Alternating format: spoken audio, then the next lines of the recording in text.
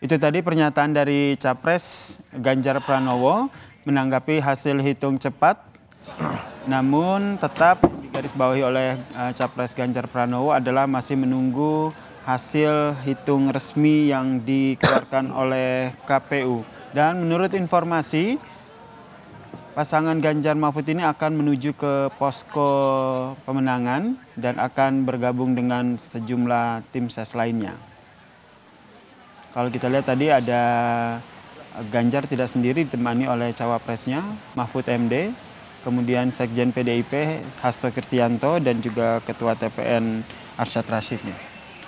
Dan kita masih membahasnya bersama dengan sejumlah narasumber yang ada di studio Kompas TV. Mas Toto, melihat apa yang disampaikan oleh Ganjar tadi, apa yang ingin Anda baca? Saya pikir ya kedewasaan sama seperti yang Mas Anies tadi tunjukkan. Tidak ada sebuah upaya delegitimasi terhadap hasil quick count.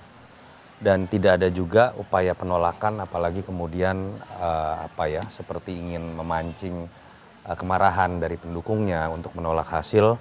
Ya demokrasi harusnya seperti ini. Tetapi bahwa memang untuk statement-statement yang lebih detail tentu saja Mas Ganjar tadi mengatakan harus menunggu hasil resmi lebih lanjut. Nah ini yang menurut saya memang harus kita lihat ada satu pattern yang sama terlihat dari statement Mas Ganjar dengan Mas Anies. Sebelum-sebelumnya mereka sering berbicara mengenai adanya kecurangan. Itu yang tadi saya sebutkan harus kita bedakan. Yang disebutkan dalam konteks kebesaran hati seorang Ganjar dan seorang Anies tadi adalah sulit untuk membantah fakta secara kuantitatif bahwa memang pasangan 02 unggul dan bisa disimpulkan dalam metode quick count lolos satu putaran atau akan menang satu putaran.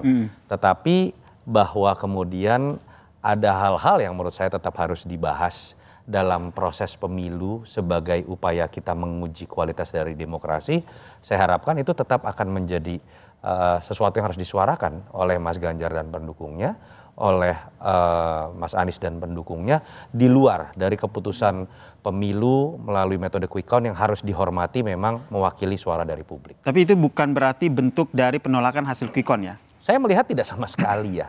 Kita lihat tidak ada ketegangan seperti yang kita rasakan di 2014 dan 2019.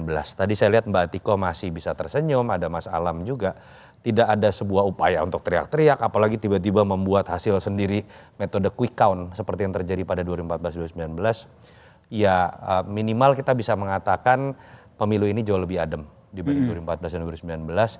Padahal seharusnya ketika ada tiga calon, dua calon ini kan artinya lebih banyak pihak yang kecewa. Tapi kedua-duanya menunjukkan, karena kedua-duanya kebetulan aktivis ya, temennya Mas Wawan, seniornya Mas Wawan juga ini kan, yang menurut saya ya kita bisa melihat kualitas demokrasi yang baik dari dua sosok ini. Dan semoga kemudian dalam proses ke depan, apabila betul keputusan KPU resmi Prabowo Gibran memang menang, ya kesejukan ini harusnya tetap dijaga. Tapi jangan diartikan ya bahwa kemudian harus dirangkul. Semuanya menjadi bagian dari pemerintah, koalisi dagang sapi bagi-bagi. Itu dari pembelajaran demokrasi kita Jokowi periode kedua. Menurut saya malah itu salah satu variabel yang membuat kemunduran dari proses demokrasi karena check and balances bisa dikatakan hampir mati. Oke.